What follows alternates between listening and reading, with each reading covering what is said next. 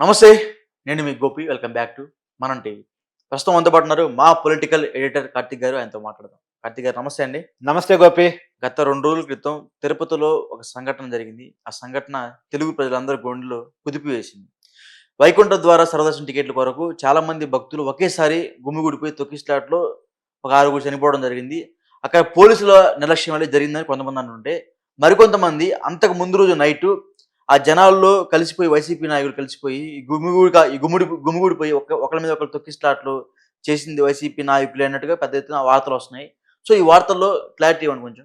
ఆంధ్రప్రదేశ్‌లో రాజకీయాలు చాలా విభిన్నంగా ఉంటాయి గోపి. హ్మ్. మిగతా చోట్ల ఉన్నట్టు ఉండవు. శ్రీశ్రీ ఎప్పుడో చెప్తా ఉంటాడు. కవితకేది కాదు అనర్హం అని. అంటే ప్రతి వస్తువుని తీసుకొని కవిత చెప్పడం ఆయన పరిపాటి. ఆంధ్రప్రదేశ్‌లో కూడా ప్రతి చిన్న విషయాన్ని రాజకీయాల్లోకి లాగేస్తుంటారు. అది చావైనా, పెళ్ళైనా, ఇంకేదైనా సరే. ఇప్పుడు ఆంధ్రప్రదేశ్‌లో తిరుపతిలో జరిగిన తొక్కిసలాట వెనకాల కూడా రాజకీయ కుట్రలు ఉన్నాయా అని ఒక అనుమానం కలుగుతా ఉంది. ఎందుకు అంటే మనం నిన్నటిదాకా భావించిందేంది? ఒక డీఎస్పీ అధికారి గేట్లు ఓపెన్ చేయటం వల్ల, ఆ గేట్లు ఓపెన్ చేసింది టోకెన్లు ఇవ్వటం కోసమే అని జనం భావించటం వల్ల, టోకెన్ల కోసం ఒక్కసారిగా ఆ పద్మావతి పార్కులో ఉన్నటువంటి 5,000 మంది ఒక్కసారిగా ఎగబట్టడం వల్ల తొక్కిసలాట జరిగి ఒకళ్ళ మీద ఒకళ్ళు తొక్కుకొని 6గురు చనిపోయారు అనేటువంటిది మనం విన్నాం. అవును.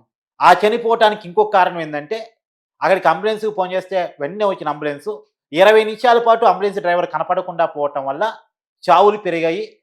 మామూలుగా ఒకరిద్దరో చావాల్సింది డైరెక్ట్ 6గురు చావటానికి అంబులెన్స్ డ్రైవర్ కూడా కారణం హ్మ్. అనేటువంటిది విన్నాం. అంటే ఒక డీఎస్పీ అధికారి, ఒక అంబులెన్స్ డ్రైవర్ వీళ్ళిద్దరి వల్లే 6గురు చనిపోయారని మనం అనుకుంటున్నాం ఇప్పటివరకు. ఓకే. నిన్న చంద్రబాబు నాయుడు గారు ఆంధ్రప్రదేశ్ ముఖ్యమంత్రి హోదాలో వచ్చారు.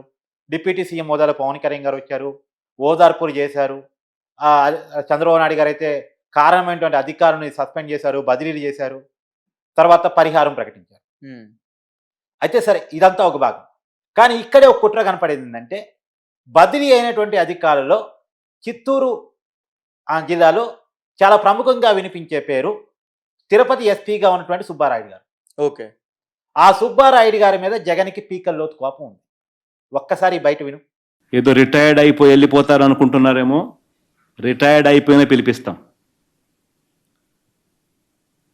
లేకపోతే తిరుపతిలో ఆయన సుబ్బరాయుడు ఉన్నాడు, చంద్రబాబు నాయుడు తెలంగాణ నుంచి తెచ్చుకున్నాడు డెప్యుటేషన్ మీద. ఆయన ఏదో డెప్యుటేషన్కి మళ్ళీ తెలంగాణ వెళ్ళిపోతాను అనుకుంటున్నాడేమో. తెలంగాణ నుంచి మళ్ళీ పిలిపిస్తాం. సప్త సముద్రాల అవతలున్నా కూడా పిలిపిస్తాం. ప్రతి పోలీస్ ఆఫీసర్కు చెప్తా ఉన్నాం, చూస్తూ ఊరుకోం. చట్టం మీద చట్టం దగ్గర దోషులుగా నిలబెడతాం. చేసినటివన్నీ బయటకు తీస్తాం. ఈ మాదిరిగా ఇల్లీగల్ డిటెన్షన్స్, కోర్ట్ ఆర్డర్లను అధిగమించి ఇల్లీగల్గా మీరు చేసే ఈ కార్యక్రమాలు ఏవి కూడా చూస్తూ ఊరుకోం. ఓకే. చెప్పండి. విన్నావు కదా? హ్మ్. అంటే సుబ్బారాయుడిని 7 సముద్రాలు దాటిచ్చైనా వదలను, ఖచ్చితంగా సుబ్బారాయుడు అంత తేలుస్తానని జగన్మోహన్ రెడ్డి గారు స్ట్రైట్‌గా వార్నింగ్ ఇచ్చారు. అవును. ఎందుకు? వైసీపీ నాయకుల భరతం పడుతున్నాడని, అక్రమాలు అడ్డుకుంటున్నాడని, ఎర్రచందనం స్మగ్లర్ల ఆటలు కట్టిస్తున్నాడని, గంజాయిని ఈ మధ్య కాలంలో కూడా పట్టుకొని మన 2 రోజుల క్రితమే హ్మ్. పెద్ద ఎత్తున గంజాయిని పట్టుకొని గంజాయి లేకుండా తిరుపతిని చేయాలని ప్రయత్నం చేస్తున్నాడు ఆయన. ఎర్రచందనాన్ని రెడ్ హ్యాండ్‌గా పట్టుకున్నాడు. ఎర్రచందనాన్ని బయట దేశాలకి తరలిస్తున్నటువంటి విషయాన్ని ఆపాడు. ఇప్పుడు చెవిరెడ్డి భాస్కర్ రెడ్డి మీద చాలా ఆరోపణలు ఉన్నాయి. ఎర్రచందనాన్ని పుష్ప సినిమాలో అల్లు అర్జున్ అలానో ఉమ్మడి చిత్తూరు జిల్లాలో అలానే ఎర్రచందనాన్ని తరలించే పుష్ప ఎవరంటే చెవిరెడ్డి భాస్కర్ రెడ్డి అని. అవునా? ఆ! హ్మ్. ఆయనకి ముచ్చెమటలు పట్టిస్తున్నాడు సుబ్బారాయుడు అనేటువంటిది అందరూ అనుకునే మాట. ఇప్పుడు ఆ సుబ్బారాయుడిని పంపించాలి అంటే ఎట్టి పరిస్థితిలో ఏదో ఒకటి చేయాలి.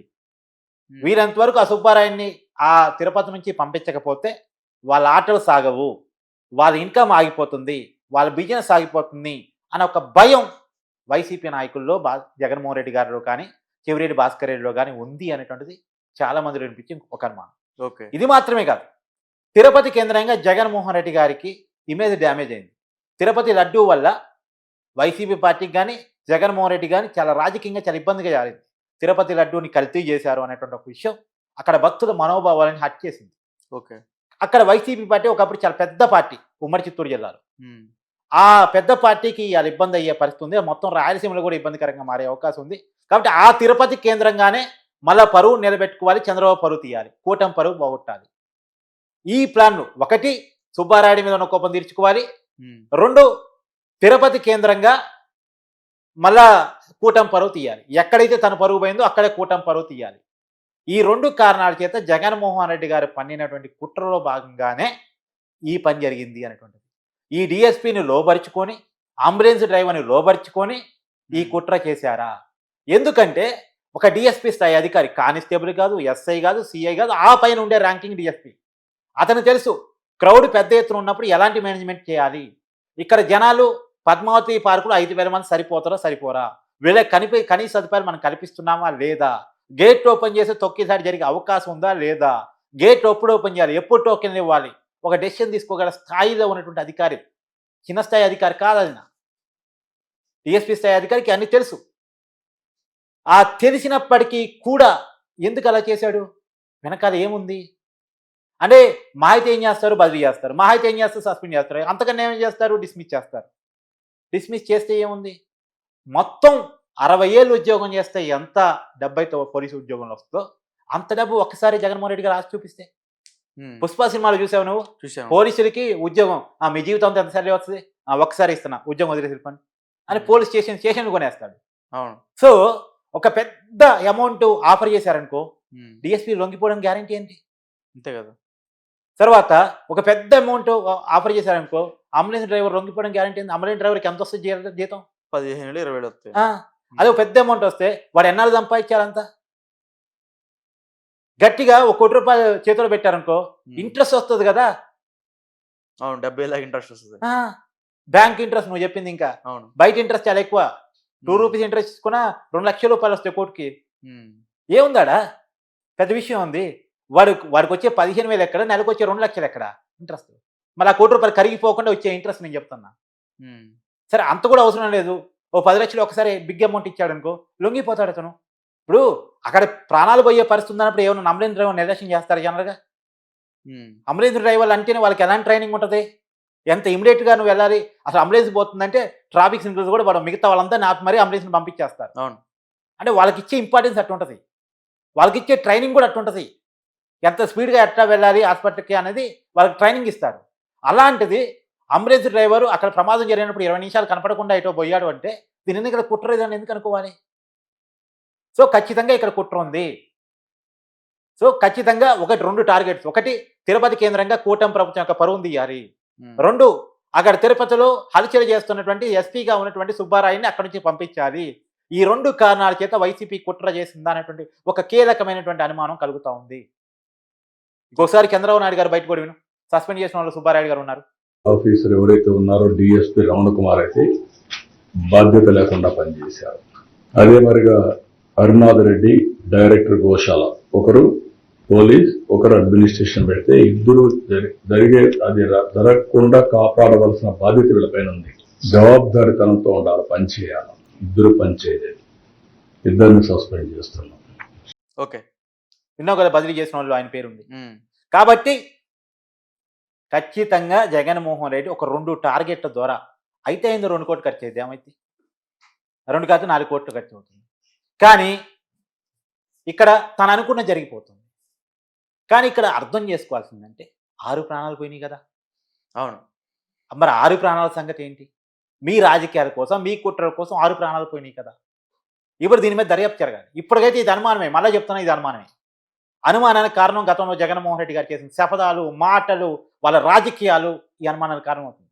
సొంత బాబాయినే గొడ్డల పొట్టకి బలి చేసిన వాళ్ళు సామాన్య జనాల పట్ల మానవత్వంతో ఉంటారని అనుకోవడానికి లేదు. ఉమ్, శవ రాజకీయాలకు అలవాటు పడ్డ వాళ్ళు మనుషుల పట్ల మానవీయ కోణంతో ఉంటారని అనుకోవటానికి లేదు.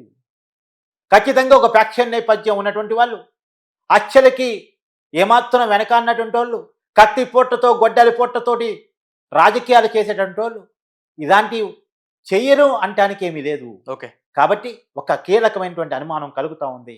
ఖచ్చితంగా ఎర్ర చందనం స్మగ్లర్ల కళ్ళల్లో నిద్ర లేకుండా చేస్తున్నటువంటి, డ్రగ్స్ గంజాయికి చెక్కు పెడుతున్నటువంటి, తిరుపతిని ఆధ్యాత్మిక కేంద్రంగా చేస్తున్నటువంటి పోలీస్ అధికారిగా ఉన్నటువంటి సుబ్బారాయుని అక్కడి నుంచి లేకుండా చేయాలనేటువంటి ఒక ప్రయత్నం జరిగిందా అనేటువంటిది చాలా బలంగా కలుగుతున్నటువంటి విషయం. అది కానీ సరే అది జరిగిందా లేదా పక్కన పెడితే పోయింది 6 ప్రాణాలు. ప్రభుత్వం మాత్రం బాధ్యత వహిస్తా అని చెప్పింది. చంద్రబాబు నాయుడు గారు పరిహారం ప్రకటించిన తర్వాత మళ్ళా పవన్ కళ్యాణ్ గారు పర్యటించి తను క్లియర్‌గా క్షమాపణ చెప్పాడు. పేరున క్షమాపణ చెప్పి తప్పును ఒప్పుకుంటున్నాం, బాధ్యత వహిస్తున్నాం. రాబోయే కాలంలో ఇది రిపీట్ కాకుండా చూసుకుంటామని ప్రభుత్వం చెప్పింది. ఓకే. ప్రభుత్వం వైపు నుంచి ప్రభుత్వం బాధ్యత తీసుకుంది. కానీ నాకు ఒక అనుమానం కూడా ప్రకటించినటువంటి పరిహారం సరిపోదు అనేటువంటి నా ఉద్దేశం. 25 లక్షలు కాదు. ఆ పరిహారం మరింత పెంచాలని నేను ప్రభుత్వాన్ని కూడా డిమాండ్ చేస్తూ ఉన్నాను. ఎందుకంటే ఈ రోజుల్లో 25 లక్షలు అనేది పెరిగిన ఖర్చుల్లో, మారిన పరిస్థితుల్లో చాలా తక్కువ. అంటే 25 లక్షలు కాదు 50 లక్షలు ఇస్తే మాత్రం పోయిన ప్రాణం వస్తుందంటే రాదు. కానీ ఆ కుటుంబాన్ని ఆర్థికంగా ఆదుకోవాలనే కారణం చేత సహాయం చేయడం కాబట్టి, ఇప్పుడు వాళ్ళ అంత్యక్రియలు, రకరకాల ఫార్మాలిటీస్, దిన కార్యక్రమాలు ఉంటాయి కాబట్టి, ఆ కార్యక్రమాలకే సగం ఖర్చు అయిపోయే అవకాశం ఉంది కాబట్టి, ఆ పరిహారాన్ని ఖచ్చితంగా పెంచాలని నేను డిమాండ్ చేస్తూనే, ఈ అనుమానాల మీద నాకు కలిగినటువంటి అనుమానాల మీద ఖచ్చితంగా న్యాయపరమైనటువంటి నివృత్తి జరగాలని చెప్పేసి నేను బలంగా కోరుకుంటున్నాను. Okay. Right. Thank you Karthi గారు. Thank you.